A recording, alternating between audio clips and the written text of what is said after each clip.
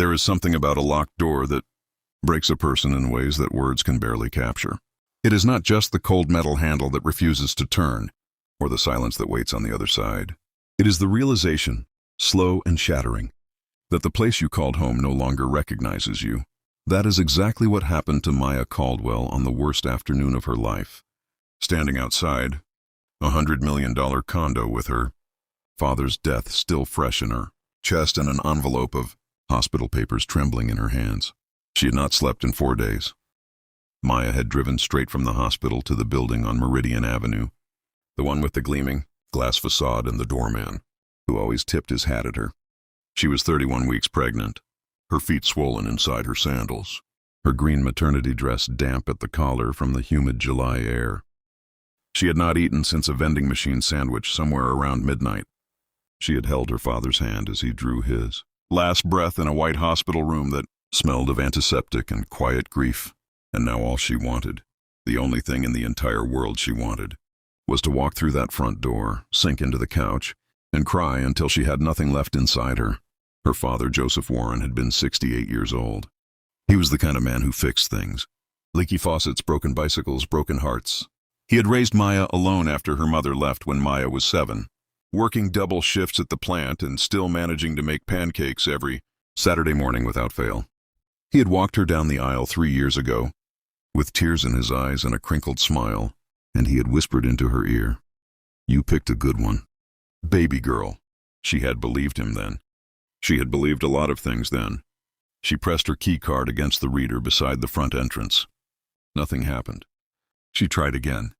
The little light blinked red, cold, and indifferent. Maya frowned and pulled out her phone to call the front desk. But before she could dial, the lobby door swung open from the inside. She exhaled in relief and stepped forward, and then she stopped. Marcus was standing in the doorway. Her husband, Marcus Caldwell, 6'2", wearing the navy tuxedo she had helped him pick out for the charity gala that was happening that evening, the one she had planned to attend before her father's condition worsened, and she had flown to Atlanta with a suitcase and a prayer. He looked startled to see her. That should have told her something right there. Behind him, just barely visible in the cool marble lobby, stood a woman in a red dress. She was tall and elegant, and she had her hand resting on the strap of a small clutch purse. And she was watching the doorway with an expression that Maya could not quite read. Maya. Marcus said her name like it was a question, like he was not sure she was real. "My card isn't working," Maya said.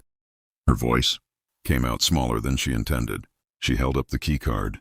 "Can you let me in?" "I just got back." "Daddy." Her throat closed around the words. She swallowed. "Daddy passed this morning, Marcus." Something moved across his face. It was brief and complicated, and later she would spend a long time trying to name it. It was not grief. It was not relief. It was closer to the expression of a man who had been caught in a lie he had not yet fully constructed. "Maya," he said again, slower this time. This isn't a good time." She stared at him. The envelope in her hands felt suddenly very heavy. Inside it were the discharge papers, the death certificate forms she still needed to sign, a sympathy card from a nurse named Diane who had gentle hands and kind eyes. "What?" Maya said. "I had your card deactivated," Marcus said. He did not look at her directly when he said it.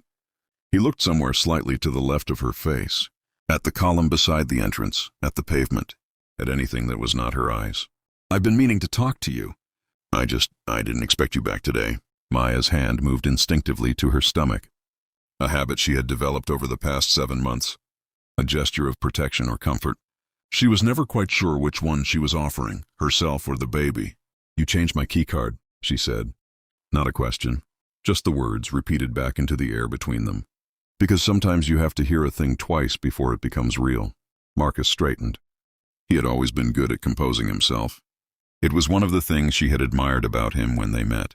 His steadiness, his calm. She understood now that there is a difference between steadiness and coldness, and that she had confused the two for a very long time.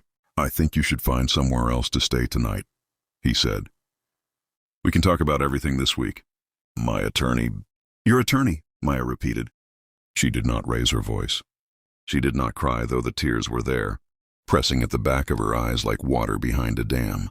She just stood there on the sidewalk in the July heat, 7 months pregnant, coming home from her father's deathbed, listening to her husband tell her that his attorney would be in touch. The woman in the red dress had not moved. She was still standing in the lobby, clutch purse in hand, waiting. Maya looked at her husband for a long moment. She looked at the building behind him, the $100 million tower that had never really felt like hers anyway, with its minimalist furniture and its art that cost more than her childhood home.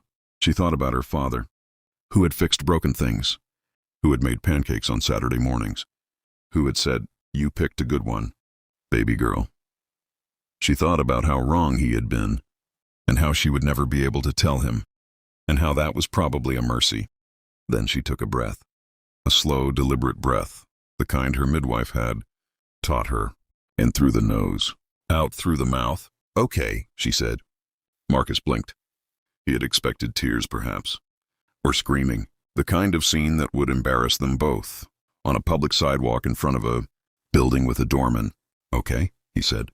"Okay," Maya said again. "I'll need the hospital paperwork notarized. My father's estate documents list me as the executor. You'll be hearing from my attorney, too." She tucked the envelope under her arm and picked up the small bag she had set down on the pavement. "And Marcus, whatever you think you're doing, I hope it's worth it." She turned and walked back to her car. She did not look back. Her hands were shaking, but her steps were even. She drove to her friend Constance's house on the other side of the city. Constance met her at the door, took one look at her face, and pulled her into a hug without asking a single question. They sat together on the back porch until the sun went down, and Constance made chamomile tea and did not try to fill the silence with words, because some silences are not empty. They are full of things that language has not yet caught up to. It was only later, when Maya was lying in the guest room with her hands resting on her round belly and the ceiling fan turning slowly overhead, that she let herself cry, really cry, for her father who was gone, for the marriage which had been hollow for longer than she had admitted to herself, for the version of her life she had imagined and the version she was now going to have to build from something entirely different, but also, and this surprised her, for the relief, quiet and unwelcome and undeniable, the relief of a door finally being opened, even if it was not the one she had expected. 4 months later, Maya gave birth to a girl. She named her Josephine after her father. The delivery was long and hard, and at the end of it, Maya held her daughter in the pale morning light of a hospital room that smelled not so different from the one where she had said goodbye to Joseph Warren, and she thought about how life does that, folds loss and beginning into the same moment, the same breath, the same trembling hands. She had an apartment now, a real one, modest and warm, with a window that caught the afternoon light and a second bedroom. She had painted pale yellow. The legal proceedings with Marcus were slow and grinding and unglamorous, the way these things always are in real life, not like the movies. But she had a good attorney. She had Constance. She had Josephine.